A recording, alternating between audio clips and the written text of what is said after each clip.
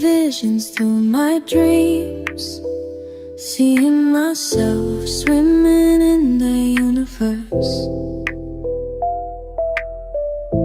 My ancestors gave me gifts to read cards, predict and heal. My name is Daphne, but spirit calls me Babylon. Angels communicate through numbers. Intuition is so deep. The gift I fully embrace within.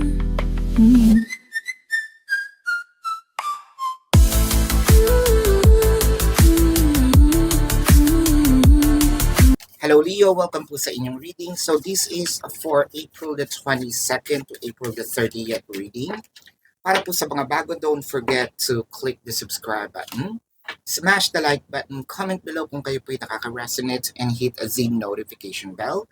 Kung gusto niyo pong sumali sa ating live sessions, doon po yan sa ating kabilang channel, that is Babaylan TV. No? Ayan po ang ating unang channel catered for our international audience. So, dun po tayo nagla-live. Pwede kayong sumali. Pwede rin kayong magtanong sa comment section as long as the question is answerable by yes or no. I want you to know that this is a general reading, so you may resonate with the entire reading or you may resonate po sa konting reading lang. Take what's only yours. So, humingi po ako ng tawad sa inyo dahil medyo na-late tayo. Alam niyo naman yung mga practitioners na ganito, yung spiritual practitioners, kapag mahal na araw, pumupunta sa mga lugar to do their rituals. Now, so I did my part for me to give you more service, and I've learned a lot on those retreat. Ayan. So, again, pagpasensyahan nyo na. Pero meron po akong magandang balita by next month. So, magsimula na tayo, Leo. Medyo mo okay naman or okay na or pa-okay na itong energy na paparating sa iyo. Probably you may have some troublesome energies in the past weeks or past months, no, na parang medyo madaming challenges, misunderstanding na nangyayari between you and your person. Pero ang nakikita ko naman dito, medyo may peace offering. No? Nakakakita din ako ng sabihin nating kababaang loob. So, whether this is you or your person, I think that there will be an apology, no? Kung meron man kayong physical or energetic separation. Physical separations, para po sa mga bago, ito yung sabihin nating literal form. No? Ito yung meaning na literal na nasa malayo si person na hindi kayo nakikita dahil nga magkalayo. Or energetic separations, pwede nakikita naman kayo pero hindi kayo nag-uusap. So that's another form of separations. Or this might be a combination. Pero nakakita ako dito ng harmony between you and your person already, no? With the 5 of Swords and the High Priestess. So parang meron din naman tayong gut feeling dito na alam kong babalik din naman siya, alam kong hindi niya ako papabayaan, alam ko na hindi niya papabayaan itong relationship namin. Napakaganda kasi meron dito kahit papano, no, yung hope natin hindi tayo bumitaw with the justice in here. Kaya nga nakakita ko dito ng apology. The apology may come from you, them, or both of you, but what I am seeing is harmony. With the 5 of Swords, munti ka na. Actually, doon merong slip or there were it come to a time na medyo kinabahan tayo dahil medyo hindi tayo masyadong pinapansin ni person.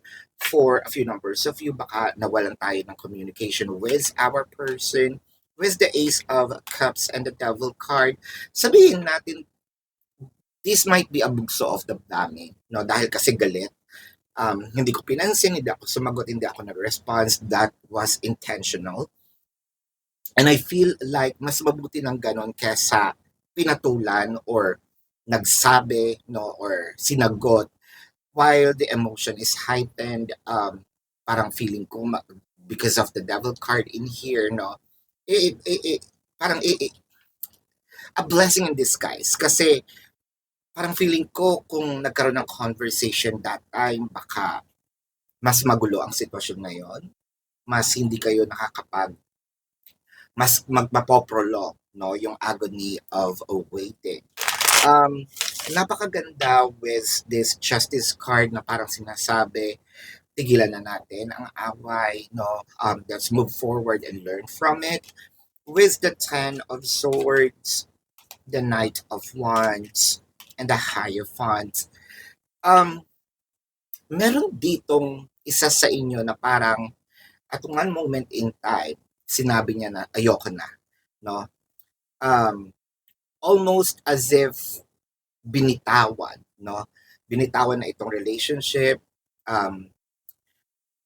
Pero nagkaroon kasi ito ng parang 180 degrees, no? Kung ikaw ay nagjo-journey, you're really moving forward and then sinabi mo, hindi, babalik na lang ako.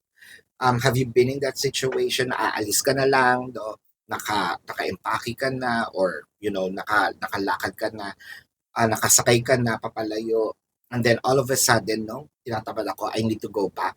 Or may kailangan akong may importante akong gagawin, no? So, I feel like this 180-degree turn is to fix the conversation, to fix the connection with the Fool card and the Ace of Pentacles. I'm seeing medyo may pag-abil, no, ng immaturity dito.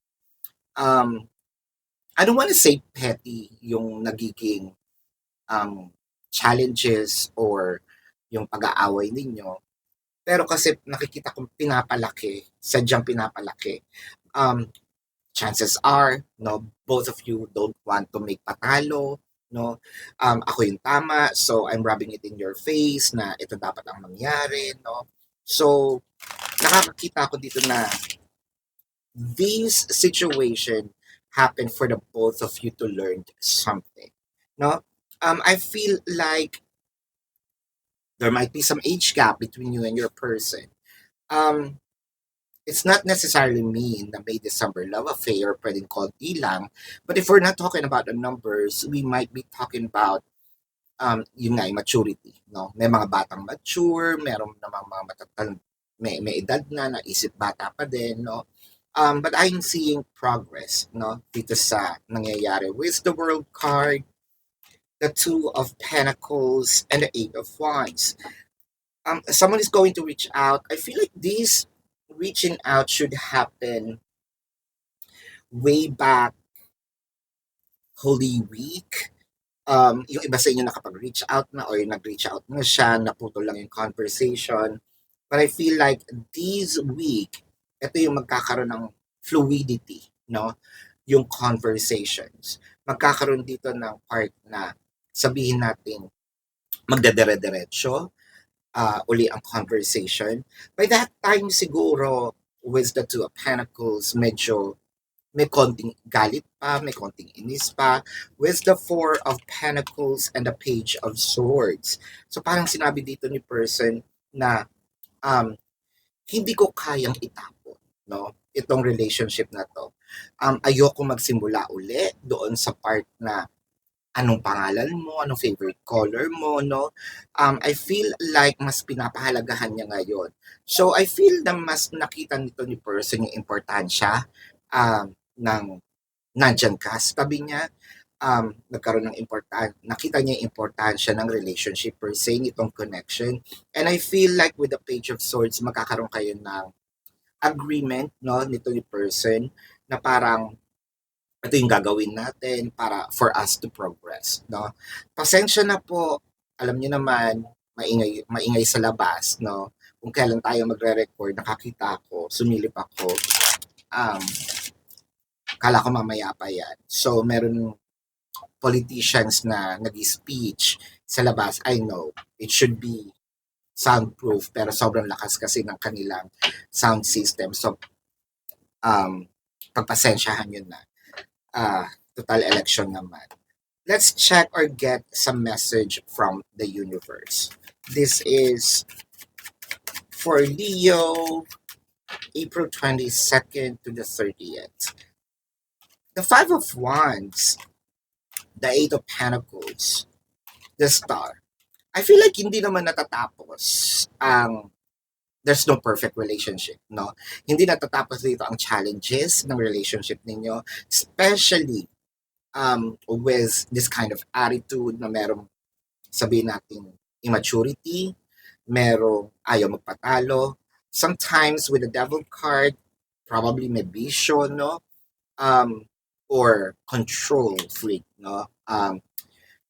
Meron at merong or dadating ang time na may papalag, no? But I'm seeing with the Eight of Pentacles, you're going to try both of you. Again, this is an agreement for the both of you, no? Na walang bibitaw sa ating dalawa. We will work on together hand in hand, no? Para at least makita natin ang progress natin at malagpasan natin, no? Itong pagkakaroon ng sigalot. I want to clarify the Five of Wands. Five of Wands clarified by the Tower and the Chariot, surpassing all the challenges. And I'm seeing transformation. So, itong agreement na nakikita natin between you and your person, chances are, medyo hindi na ganon kadalas ang pagkakaroon ninyo ng away. Dahil nakakakita ako ng learnings, nakakakita ako ng transformation like what I mentioned. And I feel like meron ditong nadala, no? Na ayoko daw ding maulit yung pagkakaroon namin ng separations. So, yeah, this is your reading. Napakaganda. So, nakikita ko ang pag-aayos, pagbabati ninyong dalawa. Let's check the zodiac sign of your person. Pero bago po yan, gusto ko lang po ipaalam sa inyo na sa kabilang channel po, Babaylan TV, doon po tayo nagla-live. No? So, pwede kayong sumali. You're very much welcome to do so. Yun po kasi ang ating unang channel catered for our international channel. No? So, mababait naman yung mga tao doon. Pwede po kayo sumali. Kung hindi nyo po maabutan, pwede naman kayo magtanong dito sa ating comment section as long as yung question po is answerable by yes or no. Pero kung hindi po kayo papatulugan ng yes or no na sagot lang, dumiretso na po kayo dun sa website. Sa description box ng video na ito, there is a link. Click the link, you will be routed to my website. Nandun po yung information, name, number, QR code, amount per question. Take advantage of the 4 questions plus 1 kasi discounted po yun. And if you want to book a private reading, nandun din po siya. So let's check the zodiac sign of your person, Leo. I am seeing Cancer. Again, this might be their sun sign or placement sa kanilang chart, ha. Cancer, Aquarius, Taurus, baka kapwa Leo ito. Sagittarius, Virgo. I'm seeing Capricorn, of course. Libra is here. Aries is here, no? Pisces is also here. Yan. So this is your reading. Love and light to you. Namaste. And see you po sa susunod na readings. Goodbye. You want the best of my heart, you just got